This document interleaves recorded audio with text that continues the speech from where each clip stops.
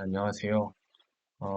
오늘은 반도체 인프라 기업 STI에 대해서 좀 알아볼 건데, 최근에 어, 이 STI의 납기가 지속적으로 2023년도로 지연이 되고 있는데, 물론 이 STI의 문제는 아니고 이제 고객사 사정 때문에 이렇게 납기가 뒤쪽으로 이제 지연이 되고 있는데, 어, 본 영상에서는 이러한 납기 지연이 22년도의 총 매출이라든지 아니면 22년 4Q의 매출에 어느 정도의 영향을 줄지 추정을 해보도록 하겠습니다. 먼저 이제 STI가 주력으로 하는 반도체 CCSS 장비는 크게 이제 한양 ENG와 STI가 이제 양분을 하고 있는데, 한양 ENG 같은 경우에는 이제 상대적으로 주가가 견조한 데 비해서 STI는 납기가 지속적으로 지연되는 이유에서인지 건지 뭐 이유는 잘 모르겠지만 상대적으로 많이 약세를 보이고 있는 모습입니다. 그래서 그간 이 STI의 가장 잘 알려진 투자 포인트 중 하나는 이 기본적으로 이제 STI가 높은 수주 잔고를 가지고 있기 때문에, 그리고 또 한 가지 특히나 이제 삼성전자 같은 경우 공장의 인프라는 이제 선제적으로 투자한다라는 어떤 전략 때문에 반도체 산업이 다운사이클임에도 불구하고 어느 정도 좀 견조한 실적을 보여줄 수가 있다. 그래서 이런 실적을 바탕으로 해서 하방을 어느 정도 지지해 줄 것이다.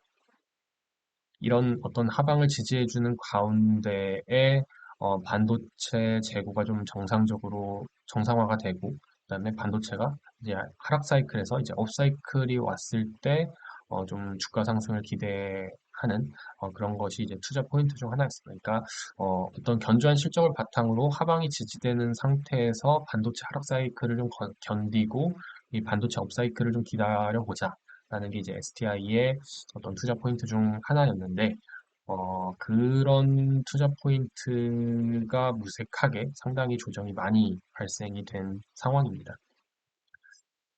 그래서 이렇게 주요 경쟁사인 한양 ENG와 비교를 했을 때 STI가 상대적으로 이렇게 약세를 보이는 이유는 무엇일지 좀 생각을 해보았는데, 일단 첫 번째는 오늘 영상에서도 네, 주로 다룰 사항인데 이제 납기가 계속 지연이 되는 것으로 인해서 이제 4Q의 매출이 아마 인식이 좀 저조할 것이다 라는 것이 좀 있을 것 같고, 또 한 가지는 이제 한양 ENG가 상대적으로 이 시가 배당률이 높은데 한 3에서 4% 정도로 STI는 시가 배당률이 한 1% 정도 수준이고, 그래서 이제 연말이다 보니까 이 배당을 노리고 들어오는 어떤 수급이 있지 않을까라는 생각을 하고 있습니다.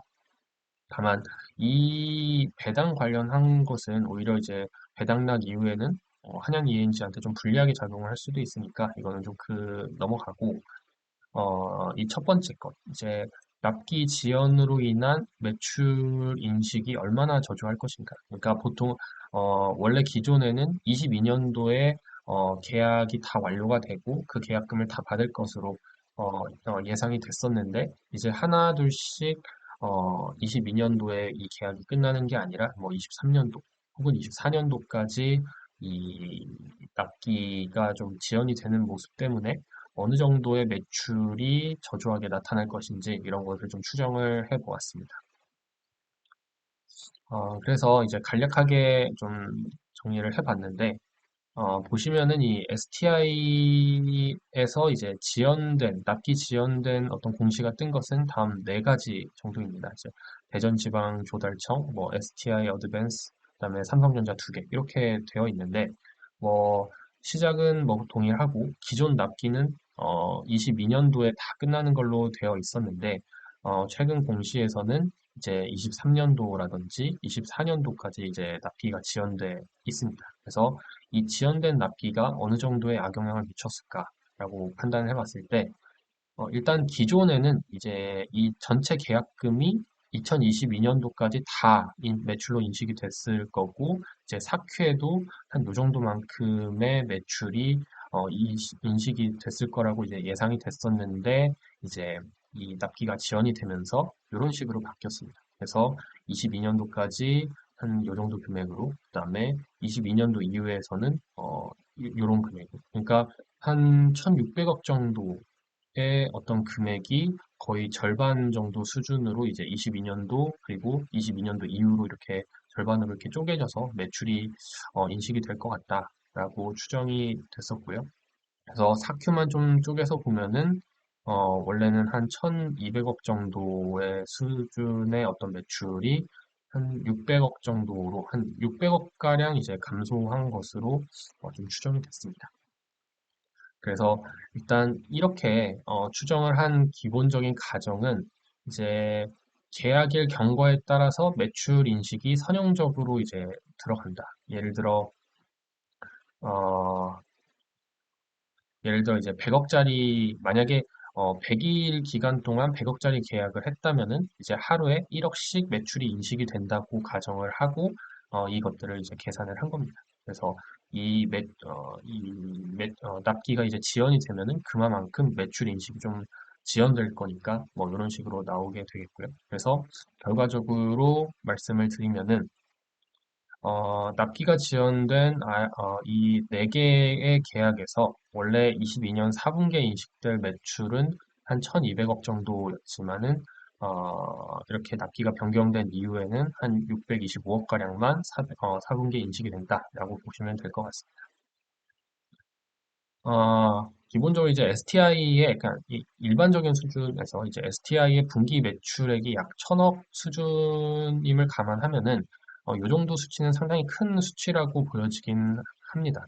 다만, 이런 수치는 왜 이렇게 크게 나왔냐라고 보면은, 이 맨 마지막에 이 삼성전자의 한 900억짜리 어떤 그 계약이 있었었죠. 그래서 이 계약이 기존에는 22년도 10월에 시작을 해가지고 22년도가 22년도까지 이렇게 이 계약이 완료가 되도록 되게끔 이제 계약이 나왔었는데 이게 내년 5월 내년 5월까지 이렇게 변경이 되면서 어,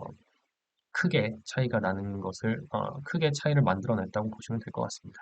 그래서 이 900억짜리를 어떤 아웃라이어로 생각을 하고 좀 특이한 상황이라고 생각을 할 수는 있지만 어찌 되었던 간에 공식적으로 이 전체 900억이 2022년 특히나 이 4분기에 다 인식이 될 것으로 알고 있었는데 이게 그 납기가 지연이 된 거기 때문에 어쨌든 600억 가량이 사큐에 빠지는 것은 맞는 것 같다라고 생각을 합니다. 그래서 앞서 제가 간단하게 언급을 했지만 이러한 추정 방식은 이제 날짜 경과에 따라서 이제 매출 인식을 이제 좀 선형적으로 하는 그런 추정 방식이라고 보시면 되겠습니다. 그러니까 아까 전에 말씀드렸듯이 이제 100일의 기간에 100억짜리 계약을 하면은 하루에 1억씩 매출을 인식하는 그런 방식인데요. 다만 이렇게 추정하는 방식이 얼마나 타당할지도 확인을 해 봐야 되겠습니다. 그래서 이전 몇 개의 분기에서 이제 사업 보고서를 기준으로 해서 위와 같은 방식으로 좀 추정을 해봤고 실제로 매출이 인식된 값은 얼마인지 이 두 가지를 이렇게 비교를 해보면서 얼마나 이 가정이 좀 타당할지를 좀 살펴봤습니다. 먼저 22년 3분기의 자료인데요. 뭐 각각의 계약 대상에 따라서 이제 계약 시작일 그리고 계약 종료일이 있고 각각 계약금이 있습니다. 그래서 이 매출 인식 추정이라고 하는 것은 이제 앞서서와 같이 이제 선형적으로 이제 날짜가 지남에 따라서 계약금을 잘 쪼개가지고 이제 하루하루 이제 매출을 인식하는 방식이고 이 매출 인식 실제라고 돼 있는 거는 이제 사업 보고서에 나오는 실제 매출로 인식한 값을 나타낸 겁니다. 그래서 이렇게 추정한 값이랑 이 매출로 실제로 찍혔던 값을 이제 비교를 해보면은 2022년 3분기에는 이제 거의 큰 차이가 없었다. 그래서 앞선 추정 방식이 좀 타당하다라고 보여지고, 다음으로는 22년 2분기 관련해서는 이 차이가 살짝 커졌습니다. 그래서 한 17% 정도로 여기서는 조금 차이가 좀 있을 수 있다라는 것을 확인할 수가 있었고, 마지막으로 가장 중요하다고 생각이 되는 21년도 4분기 자료인데, 어쨌든 이건 역시도 이제 4분기 자료이기 때문에 1, 2, 3분기와 다르게 어떤 분기 차이, 뭐 계절성 등이라든지 이런 변수가 일정 부분 통제가 될 수 있다고 생각해서 가장 중요하게 생각을 해봤습니다. 그래서 여기서도 추정된 값이랑 실제 매출로 찍혔던 값을 비교를 해봤을 때 뭐 차이는 3% 정도라고 해서 이런 어떤 선형적으로 매출을 인식하는 이런 가정이 어, 굉장히 뭐 많이 뭔가 비논리적이거나 좀 뭔가 오차가 크거나 그렇게 보이지는 않는다라고 생각을 하고 있습니다. 아, 그다음에 또 한 가지 좀 살펴볼게. 이러한 납기 변경 케이스가 예전에도 자주 발생하는 일반적인 현상이었을지를 좀 확인을 해봤는데 그거는 아닌 것으로 보여집니다. 그래서 2022년뿐만 아니라 한 2019년도까지 쭉 거슬러 올라가서 이러한 어떤 납기 변경 케이스가 있는지를 살펴봤을 때 아, 2022년을 제외하고는 존재하지 않았다라고 보시면 될 것 같습니다. 그래서 정리를 하자면 이제 납기 지원으로 STI의 사큐 매출은 기존보다 한 600억 가량 줄고 나머지 한 600억 가량은 22년 이후로 매출 인식이 이연될 것으로 추정이 됩니다. 그리고 이런 납기 인식은 왜 때문인지는 모르겠지만 어쨌든 이번이 어떤 첫 번째 사례다라고 생각을 하시면 될 것 같습니다. 그나마 좀 긍정 회로를 좀 돌려볼 수 있는 거는, 다만 이제 STI의 주가는 이제 매출과 크게 연동되는 흐름을 보이지 않았다는 거. 이건 예전 영상에서도 좀 말씀을 드렸던 건데, 그래서 보시면은 이제 매출액은 이런 식으로 이제 상승을 하고 있는데, 오히려 이제 그 시가총액은 이런 식으로 왔다 갔다 왔다 갔다를 반복하는 모습입니다. 그래서 밴드 상단에서는 이제 내려가고, 밴드 하단에서는 올라가는 전형적인 좀 사이클을 만드는 주가 움직임을 보여줬다라는 점을 좀 위안으로 삼을 수가 있고, 뭐 마찬가지로 이제 뭐 어, 영업이익이라든지 당기 순이익도 크게 이 주가의 흐름과는 관련이 딱히 없는 그런 모습을 좀 보여줍니다. 그래서 이 바닥에서 다음 상승 사이클을 기다리면 될 수 있지 않을까. 물론 여기서 더 이렇게 빠질지는 몰랐지만 어쨌든 기다리면 되지 않을까. 시간의 문제이지 않을까라고 생각을 어, 그런 희망을 가지고 있습니다.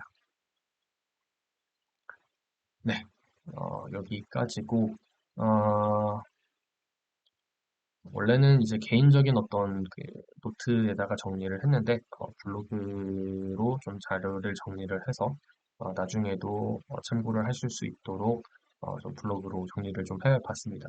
블로그 관련된 사항은, 그 더보기란에, 정리를 해 두었으니까, 혹시라도 필요하신 분은, 체크를 해 보시면 좋을 것 같고요. 여기까지, 이 포스트에 관한 내용은 여기까지입니다. 감사합니다.